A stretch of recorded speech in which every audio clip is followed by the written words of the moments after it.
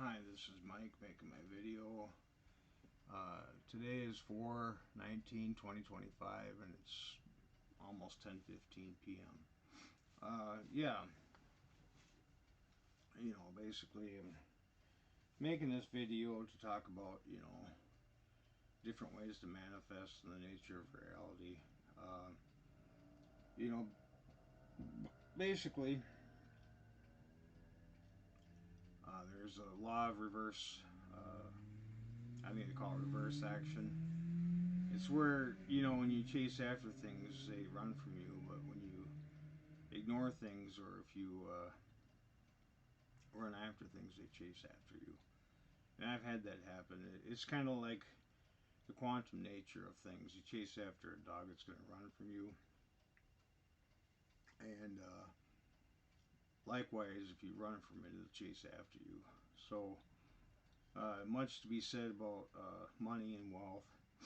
And, it's like you get a woman, you chase after her, she's going to run from you and she's going to slip through your fingers when you try to grab her, but it's quite the opposite, if you ignore them or if you run from them, if you ignore them, a lot of times they give you more attention. So, that's really how it works. There's that, and then there's you raise your energy, your vibrations when they're so high, and if they match the same vibrational state that that equals the things that you want to manifest. So a lot of times, if you toil and you struggle and you try and you raise your energies, and a lot of times, you manifest things that are so incredible. So it's kind of an equal trade-off. It's efficient, and there's that, and then let's say for example, if I want to manifest $1, that's pretty simple to do. But if you struggle harder, you could manifest a Mercedes Benz.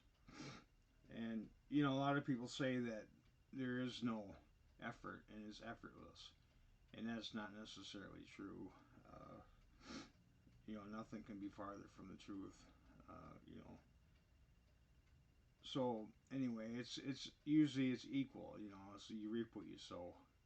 But usually, you manifest things that are miraculous, things that are supernatural sometimes. And Jesus said, "I'll give you something that hasn't arisen in the human heart, or no hand has touched."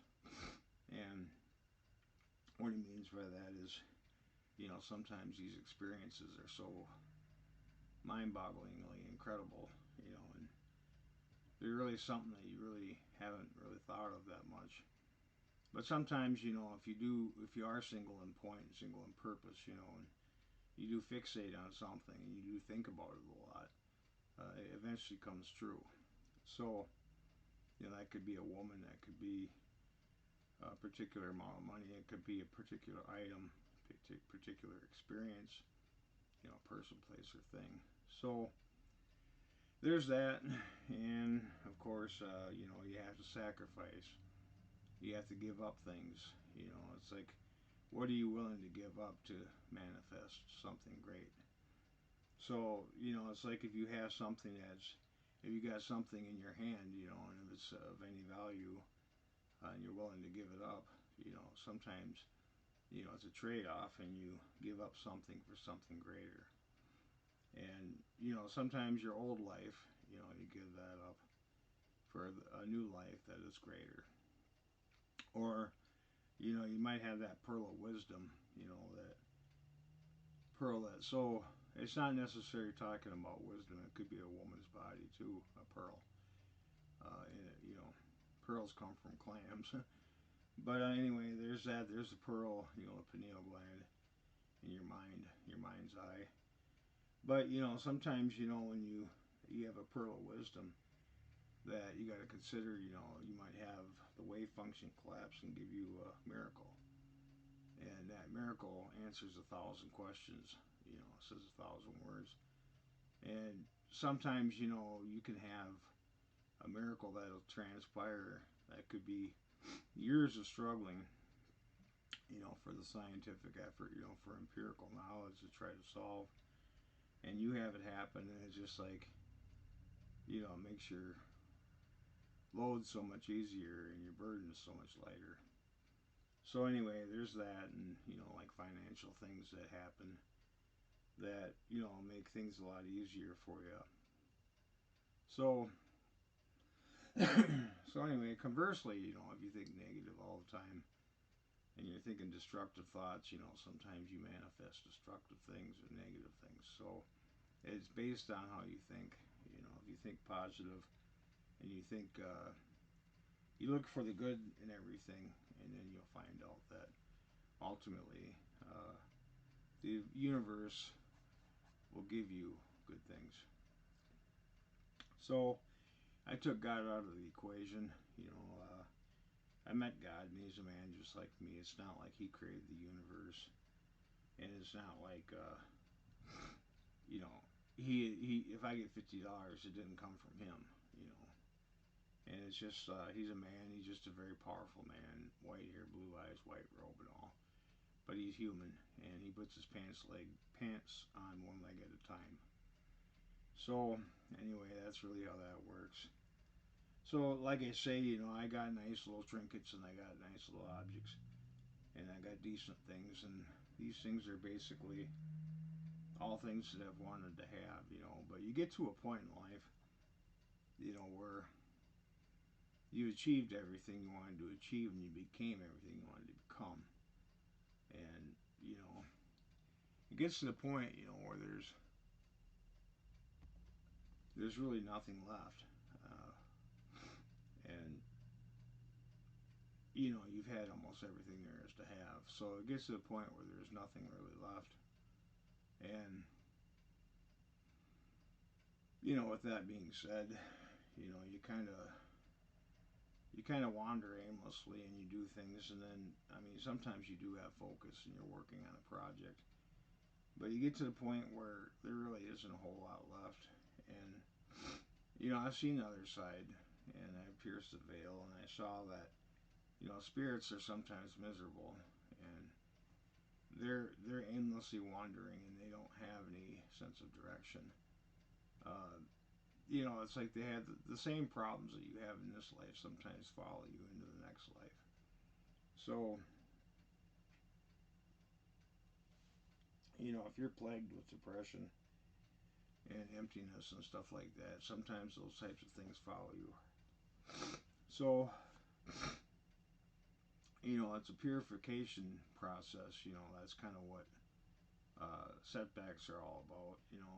It's more or less letting go of your old self. And sometimes, if you don't pay attention, you don't look around, sometimes you get something negative happen, but the next day you find out that, oh, okay, it makes sense. That's why that happened. And it was basically the universe's way of, purifying you. But, ultimately, if you really think about it, you're the only one that's really in charge of your life. It's not so much God, it's not so much the devil. Um, and I'm taking, the whole idea of God and the devil out of the equation. It's just me. And, sad but true, you know, I'm you or whatever. There's that Metallica song, I'm your eyes when you must steal, I'm your pain when you can't feel, sad but true. It's all it is, really just a manifestation of the human mind, the psyche. And you got your right and left hemisphere, and rational mind and creative mind.